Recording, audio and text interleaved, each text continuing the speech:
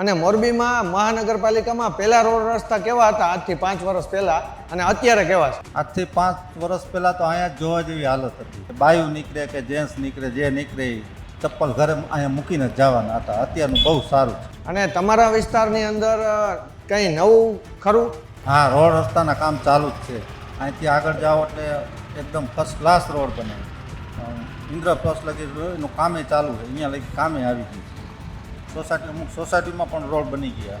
અમારા રોડ રસ્તા સારા છે. અમારા વિસ્તારની અંદર પાણીની કોઈ ઉપાધિ નથી. પહેલાં જે પાણી મળતું હતું એથી અત્યારે 100 ગણા સારું મળે છે. રોડ રસ્તાથી માંડી પાણીથી માંડી તમામ સુવિધા છે.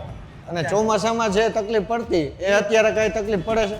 પહેલાં જે હતું એ હવે આ ભવિષ્યમાં અત્યારે જો બધા રસ્તા અને કામ પૂર્ણ છે અને ચાલુ છે અત્યારે, એ પણ હવે ટૂંક સમયમાં પૂરા પણ થઈ જશે અને માણસને સંતોષ છે.